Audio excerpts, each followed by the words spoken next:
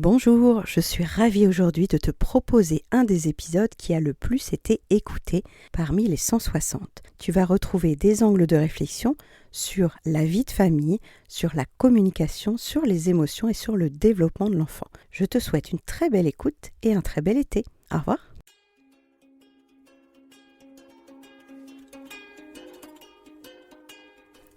Bonjour, bienvenue sur Les Petits Plus Zen, le podcast pour faciliter et savourer sa vie en famille. Je m'appelle Séverine, je suis facilitatrice en parentalité après avoir été 22 ans professeure des écoles en maternelle REP+.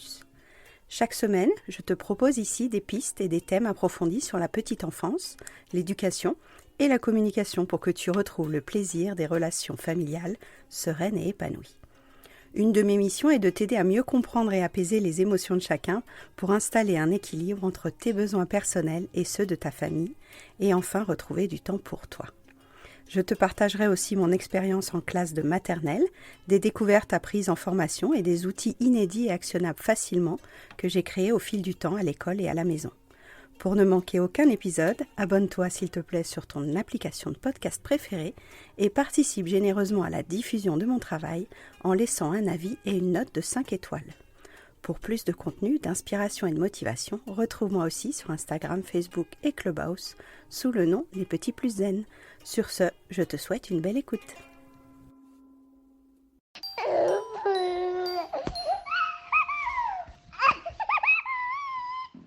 Bonjour, vous écoutez aujourd'hui un épisode de rediffusion autour des attentes de l'école, de la rentrée scolaire côté enfant, de la rentrée scolaire côté parents et de la rentrée scolaire côté professeur.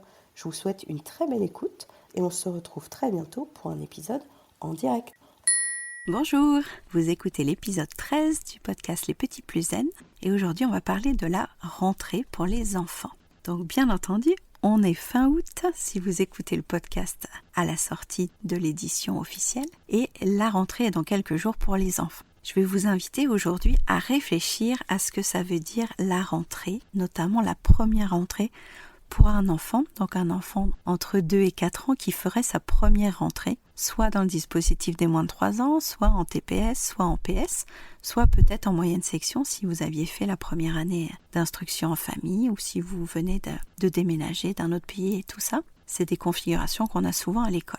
Cette première rentrée pour un enfant, elle a commencé bien avant le mois de septembre. Depuis le mois de juin, vous lui en avez parlé, il l'a entendu dans la famille, il l'a entendu pendant les vacances, il a peut-être participé à la réunion avec vous d'inscription, peut-être à la visite de l'école si c'était possible avec les conditions sanitaires. Et ensuite, pendant l'été, on lui a peut-être glissé de ci de là des petites phrases du genre « Ah bah à l'école il y aura ceci, à l'école il y aura cela ». Donc il a une image à l'intérieur de lui, une image mentale de ce que va représenter l'école. Pour chaque élève, ça peut être très différent. S'il a déjà visité une classe, s'il a des grands frères et des grandes sœurs, s'il connaît déjà son école, ça va lui permettre de se projeter un petit peu dans ces lieux-là et d'appréhender un peu le déroulé d'une journée d'école.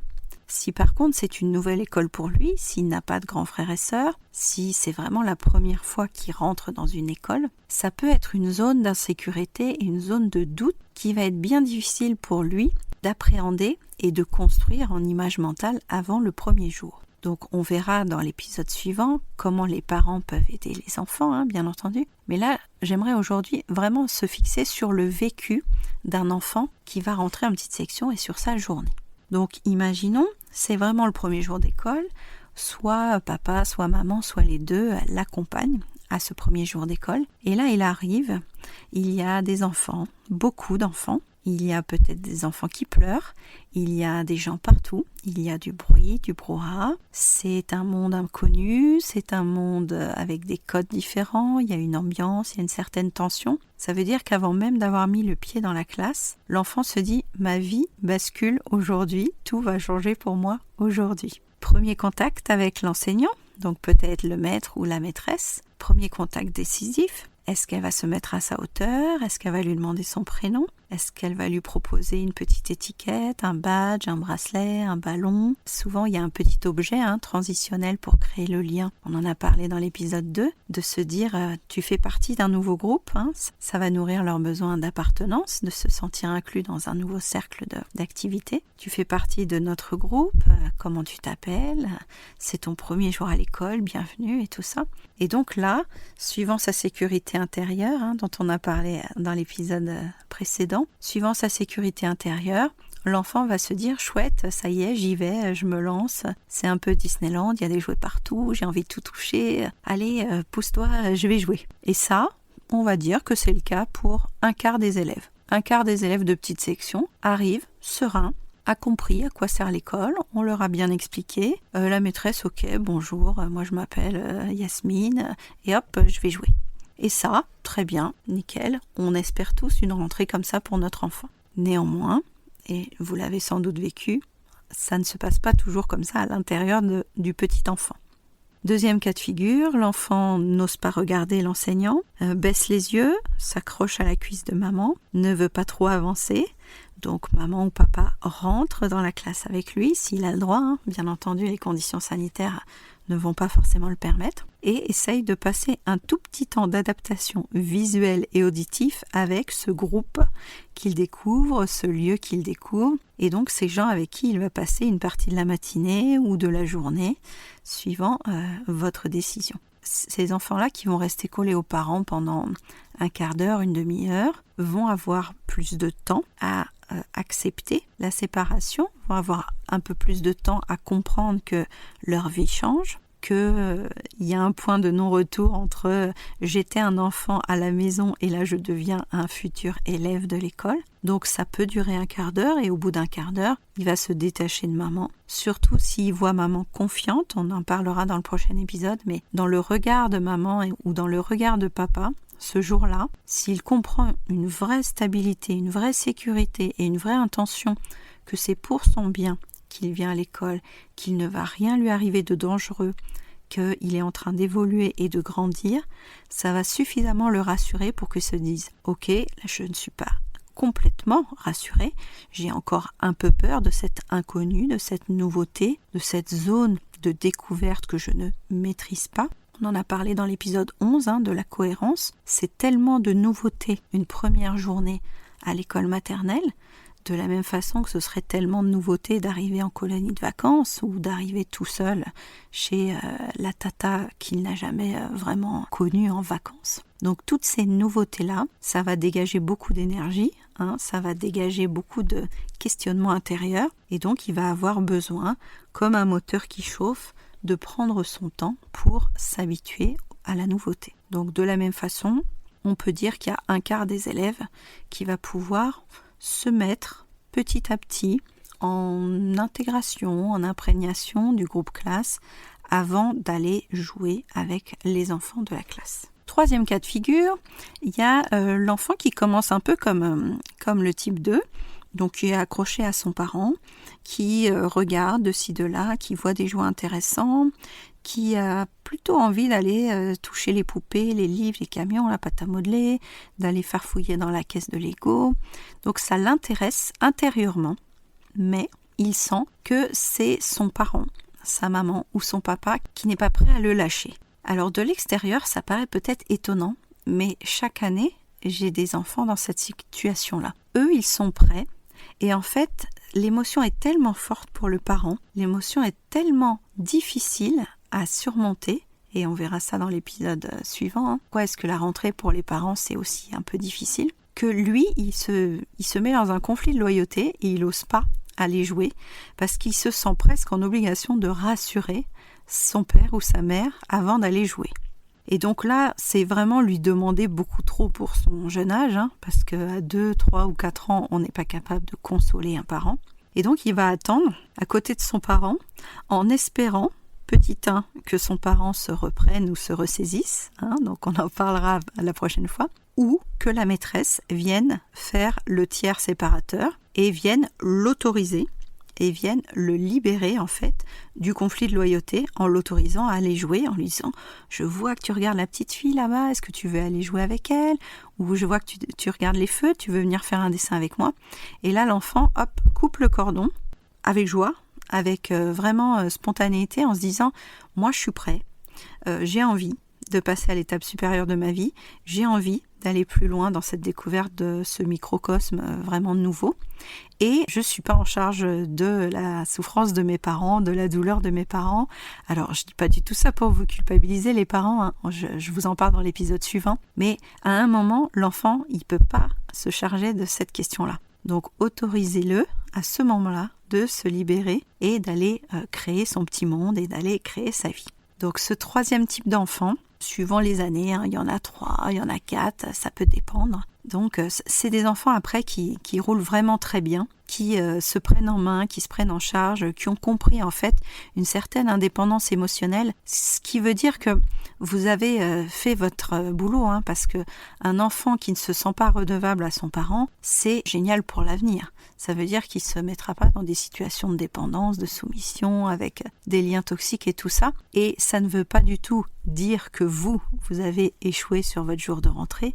On en parle la semaine prochaine, mais juste pour en toucher un petit mot, ça veut juste dire que ce jour-là, votre cheminée des émotions à vous, hein, donc je vous renvoie à l'épisode 9 et 10, ce jour-là, la cheminée des émotions a été beaucoup plus enflammée chez vous que chez votre enfant. Et dans un certain sens, tant mieux, puisque c'est la rentrée des enfants. Et puis le dernier cas de figure, c'est l'enfant qui est très très très très anxieux. L'enfant qui ne veut même pas rentrer dans la classe, l'enfant qui pleure déjà dans le couloir, l'enfant qui ne veut pas passer à l'étape supérieure de sa vie, soit parce qu'il est en insécurité vraiment individuelle, sécure au niveau sécure intérieur, ou alors c'est qu'il ressent comme une éponge, il est complètement imbibé du stress de toute la famille. Ça peut être un stress de l'organisation, parce qu'il y a des horaires à tenir, il y a du matériel, il y a les inscriptions, il y a les horaires, le trajet et tout ça, c'est contraignant. Et donc toute cette boule de stress extérieur, il le ressent très intensément. C'est le cas pour certains enfants, réellement. On les voit souffrir d'une organisation qui les inquiète, qui les stresse. Parfois, ce sont aussi les parents qui ont mis une telle pression sur « c'est l'école, t'es grand, c'est l'école, faut y aller, t'es grand, c'est l'école, faut y aller ». Et l'enfant, à ce stade de sa vie, à 2, 3 ou 4 ans, il sent qu'il n'a aucun choix. Et que sa rayure d'autonomie, de liberté, hein, sa rayure verte, elle est complètement niée, elle est complètement soumise à la décision du parent. Alors, en soi, hein, vous allez me dire que oui, c'est comme ça pour toutes les générations, depuis des centaines d'années, c'est vrai, mais la façon de le présenter pour un enfant diffère beaucoup. Quand on lui dit « c'est comme ça et pas autrement », vous voyez qu'il y a une certaine impuissance, un découragement, voire une tristesse qui s'installe, parfois jusqu'à la rébellion. Ça veut dire qu'on lui impose d'aller à l'école. Si lui n'y trouve aucun intérêt, pourquoi voudrait-il rentrer dans cette classe avec cette maîtresse dont il n'a pas envie de voir la tête, avec ses enfants dont il n'a pas envie de voir la tête non plus, et en plus pour faire plaisir à maman qui ne m'écoute pas, qui ne veut pas respecter mon envie de ne pas y aller. Donc là on est dans une situation d'opposition, on en a chaque année, alors je ne vais pas dire qu'on en a plus chaque année, mais en tout cas les oppositions qu'on a sont de plus en plus fortes. Parce que pour certains enfants, il y a eu des moments où ils ont eu gain de cause sur certains dossiers et reste dans leur tête l'idée que peut-être là aussi ils vont avoir gain de cause.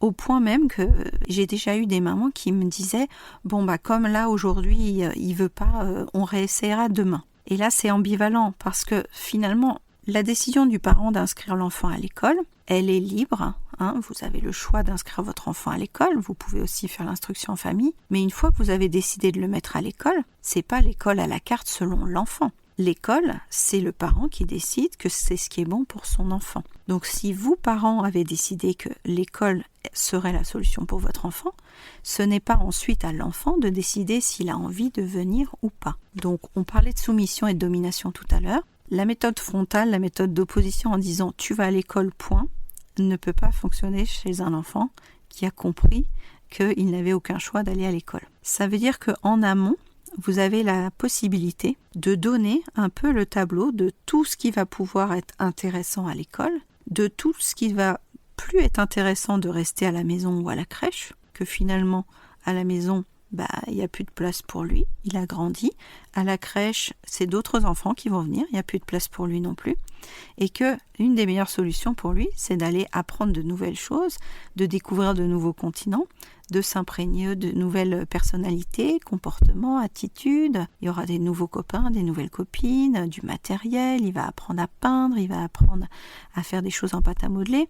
En fait, l'envie de conquérir un nouveau territoire est bien plus forte et porteuse que l'opposition franche en disant « j'ai décidé que tu iras à l'école, point, c'est comme ça ». Donc évidemment, c'est pas en 2 jours qu'on va pouvoir tout changer, mais dans la façon de présenter la rentrée à l'école, ça peut changer un petit peu notre manière de faire. Un enfant qui a très envie d'aller à l'école, quoi qu'on lui dise, il aura envie d'y aller.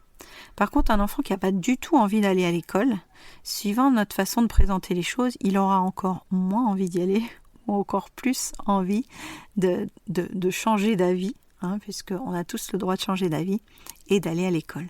Ça veut dire aussi que la puissance du modèle dont on parlait en épisode 6 peut jouer sur ce domaine-là. Moi, quand j'explique que j'ai changé d'avis, je permets aussi à mon enfant de changer aussi d'avis.